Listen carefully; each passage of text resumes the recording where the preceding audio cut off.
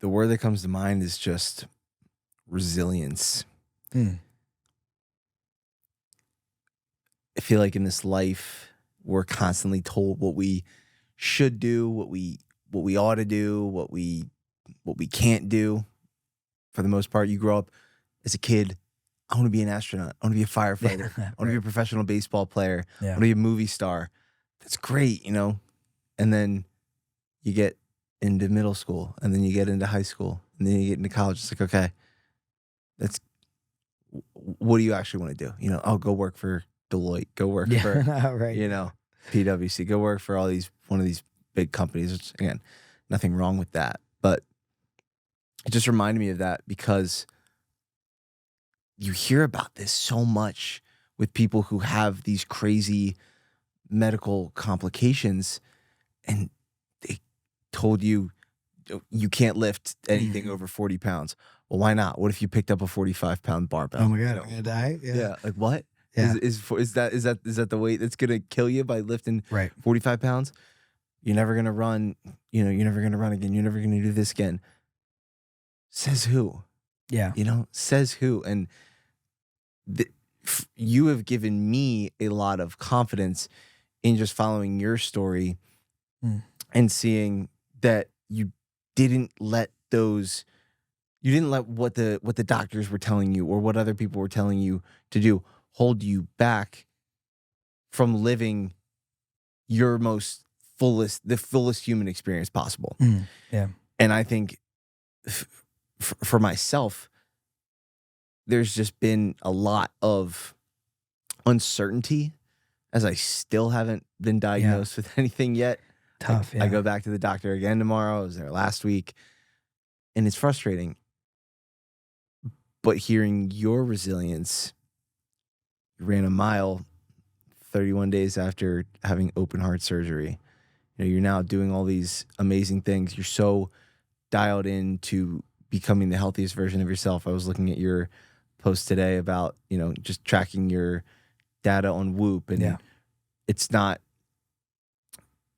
It's for nothing other than like you're trying to be able to show up as the best version of you and live as the best, live in the most fullest way possible. So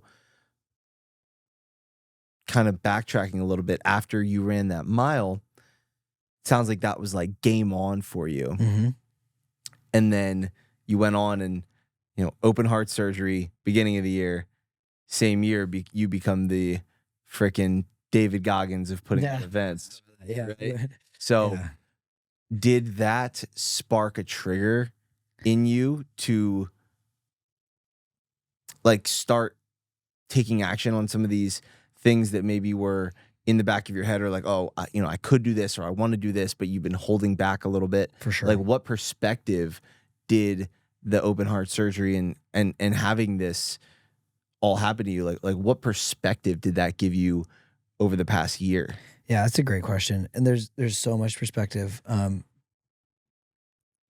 Man, first off, I feel for you in your situation because the unknown is mentally fatiguing. And so it requires, more than anything, we talked about being present earlier. That presence for you is really important because there's a lot of unknowns, and it's really easy for the mind to jump ahead and to try to, you know, problem solve for something that may or may not be the problem. And, you know, your mind can just run endlessly. It's like a projector is putting stuff out there.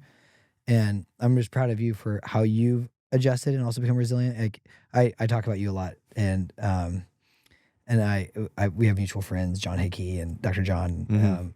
We are always chatting about you, and you're crushing it. And I'm proud of you because I know how hard it is when you're in that unknown. I mean, there was a time where I knew my condition was bad, but it wasn't bad enough to warrant surgery yet. So then you're kind of in that ticking time bomb of like, how long until I have to have surgery? Like, that's a terrible feeling. And so I kind of know what that feels like.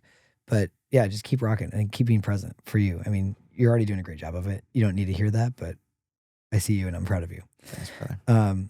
For me, coming out of the surgery, I really didn't see it as like, oh, I'm a badass, and I had a Goggins moment in the hospital, The quick story of that is I was on painkillers 4 days after the surgery. You're still on pretty heavy painkillers.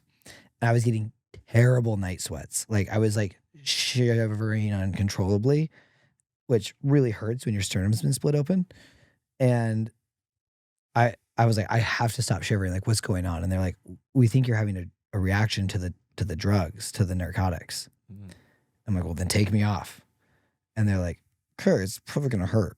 You know, and I'm like, yeah, I know. So I come off the painkillers, and I've sweat. I'm having these crazy fevers. I've sweat through the EKG strips. There's like, all the leads. Oh yeah. I've sweat those off already twice in one night.